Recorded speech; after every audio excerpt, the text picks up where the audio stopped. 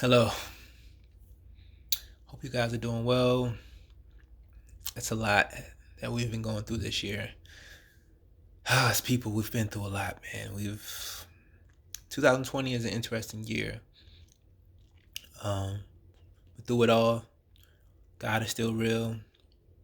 God is still with us. God gives us strength, gives us hope, gives us peace. Um, we've lost another great one, as we all know, Chadwick Boseman, aka the Black Panther. Um, and the brother lived a life, man. Even at 43, he lived a great life. He left a great legacy. He left big shoes for us to fill. But we will continue to carry on his legacy. We will continue to do the great work that he was doing, that he did while on this earth. And it's a beautiful thing when you know your purpose. When God gives you your purpose in life, it's a beautiful thing.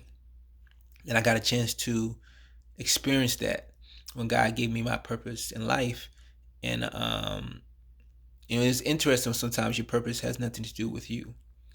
In a sense of what's going to happen to you is what you do for other people. My purpose for God has gave my purpose is simply to be a blessing to others, to help make a difference in the world, to keep pushing forward, to help bringing people forward with me.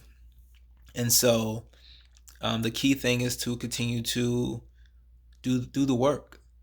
Um, there's so many things that you want to do in life, and sometimes we don't get to do them all. But it's like while we're on this earth, do as much as we can. Understanding that we have a purpose, we have to continue to live the purpose, and we have to walk in greatness in that purpose, um, because we're held accountable. We're held accountable to be a light in the world, and so simply, for my goal is always to be a light whenever I um, am around people, whether I'm in a situation. Try to be a light. Of course, all the time you can be a light because of something you're going through, but simply understanding that simply be a blessing to people, because people will be a blessing to you in so many ways, if not already. And so in my life, I have been blessed so many times by people, by different walks of life, and I'm so grateful for that. I continue to pass on that baton, and we keep the race going. We keep it going. We keep pushing. Understanding that Chadwick Boseman was dear to our hearts, and some of us knew him personally, some of us didn't, and we felt like we knew him because of what he gave of himself. And unfortunately, he was battling something that he didn't want to share with everybody. He simply didn't want people to feel sorry for him. He was able to still do great work in the midst of that. So that shows his strength. That shows that God was truly over his life, and that he did what he was supposed to do while on this earth, and that was make a difference, and that was to make kids smile and make us all say Wakanda forever, and simply understand that Black Panther wasn't just a movie; it was a movement. The way we all came together as a people was truly a blessing, truly a blessing. So no matter all that's going on in the world, we have to stand firm on being united, understanding that um, we're in this together, and we have to fight this thing together. Um, and so for me, not only do I want to make a difference in the entertainment business, but I want to make a difference in the world and do my part, and shed light on the things that are ugly. I think that we've been through a lot as people, and we simply have to change some of the things that are not right, some of the things that have been going on for so many years. Um, and we have to continue to keep the conversation going on. Um, because it's a lot. Um, so simply for me, when like with Chadwick passing away, and with me continue to look, to look at the interviews and things he said, and just things that he was passionate about. Understanding the arts is something I'm passionate about, and for a while, auditioning wasn't fun anymore, simply because you started auditioning for the same things over and over and over again, or you audition over and over again. So for me, it was like I had to want to be very selective about what I audition for and the roles that I take, because you want the roles to mean something. And so when I was blessed to play iconic people, those roles meant something to me because it was a part of growing up. It was a part of people you even knew about, you looked up to.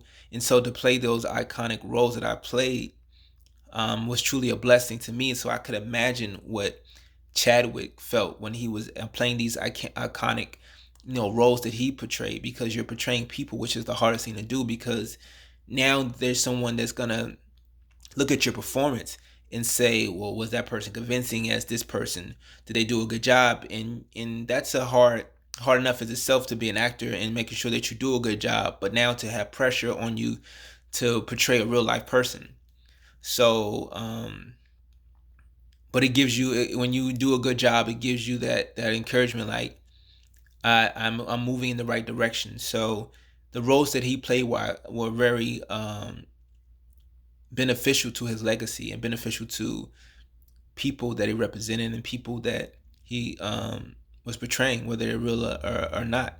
So for me, it's like roles will have to speak to me in a way that makes sense for me to do those. So I just won't do a role just because it's like, oh, I'm gonna do this because they offer me a role, offer me money. It simply has to speak, because when you're doing something that you love to do, you want to have fun doing it too, and you want to be convinced that you're doing it for the right reasons. And so that was, been my thing. So kind of lit a fire under me in a sense of as an actor, because I was just focusing on the producing side of it. But now I'm ready to get some acting things going, and simply preparing myself to get back training again as an actor, to be ready. But just wanted to say that, but also wanted to talk about the things we're going on in our community, with the racism, with police brutality, all these things. When we think about all these things that Black people have been through, um, it's enough to be angry about, to think about slavery and being held captive and being taken away from your land. And even when you're getting free, you have to have freedom papers saying that you're free.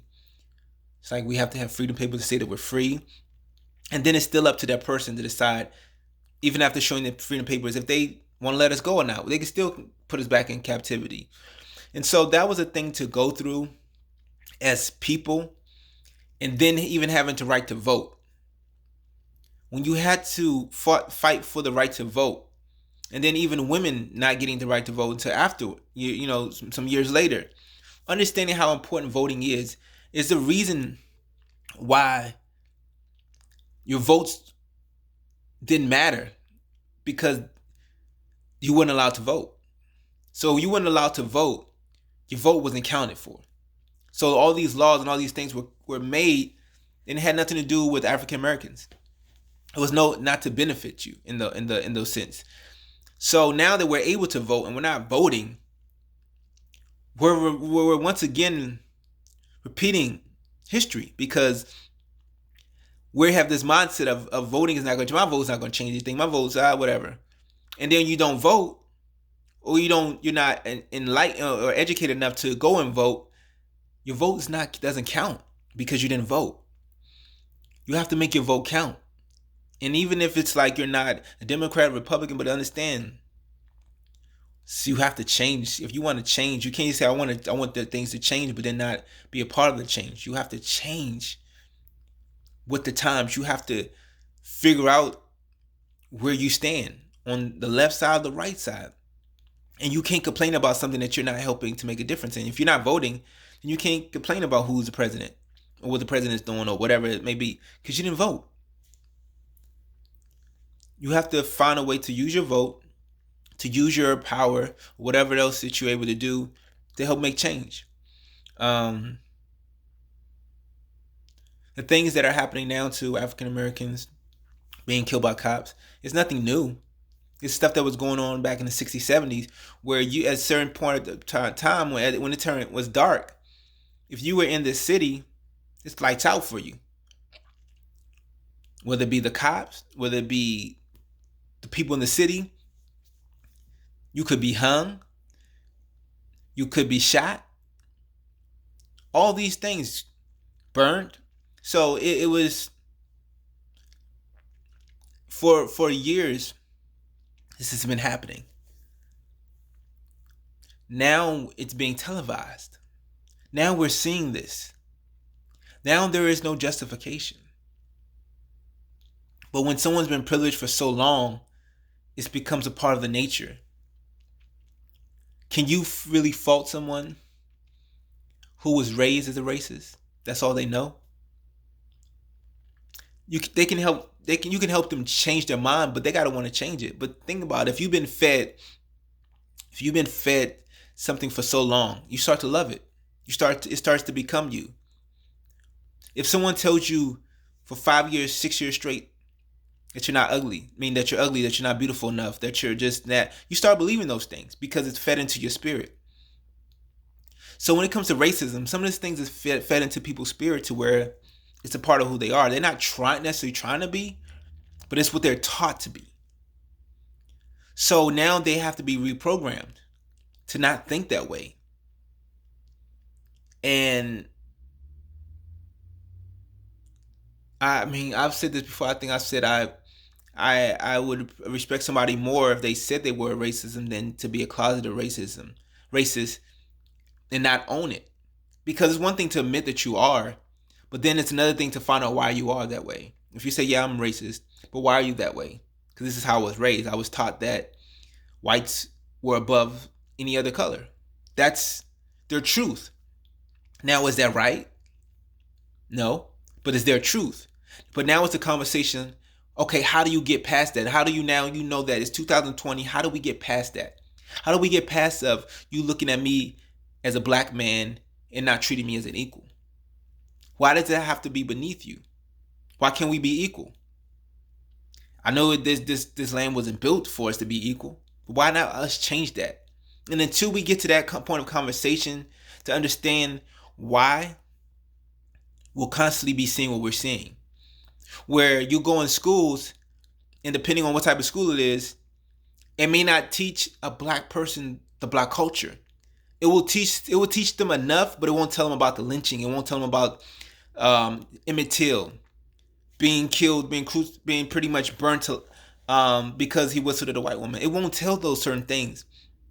Rosa Parks stories. It won't tell certain things because they want to keep it. They want to keep it PG. They want to keep it, but they don't want to tell you the truth. And it's like, the truth is, we were captive of slavery. We were, we were separated. That's all. And then you look at it now, where blacks and whites are separated sometimes too. Where it's like, if you're light skinned, some people look at you as a goody two shoe. If you're light skinned, you look down on darker people. Oh, you dark, this and that.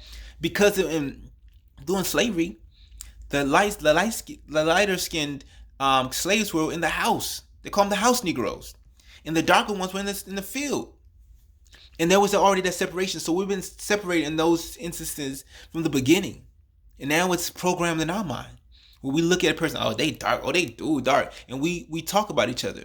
I look at them, you dark, oh, you dark. No, I'm not dark, I'm light. No, you lighter than me. And it's like, people start saying, well, I like light-skinned women. Or I don't like dealing with dark-skinned women. Or I like dark-skinned women. I don't like light-skinned women. So it's all these things that keep happening to separate and divide. We have to get better.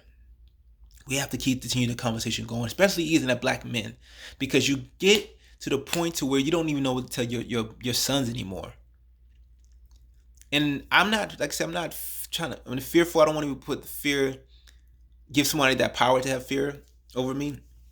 But understanding that you're real. You mean you're a human being. So one day I was about to go to the store, and I was never thought this before, and I was like, just me going to the store, I can maybe possibly not come back. I could get stopped by a cop and I get shot. Like, that was the reality. But it was like, but should that be my reality?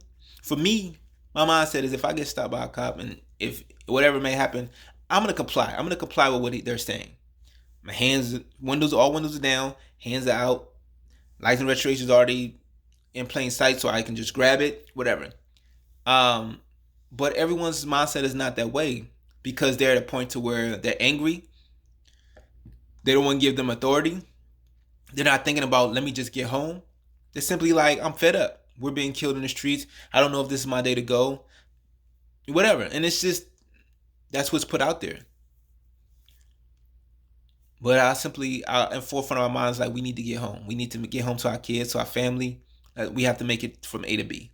That's simply what it is. In some cases, it still may go the other way. Some cases, it may not. It may not. We still got to give them authority in the time, in during that time, whether we like it or not. Especially if we're Christians, we got to follow the law of the land. We got to follow authority. We got to abide by the law and continue to love and be, love like God. So I love you guys. Be blessed. Let's continue to be great. Let's continue to get through this year. I know 2020 sucks, but I bet you our vision is very clear. We see everything now. Death is inevitable. So live for something. Live for something. Continue to strive for greatness. Continue to build. Build your legacy. Let's do this together, y'all. Let's get together. Let's build together. Let's live together. All right. Love y'all.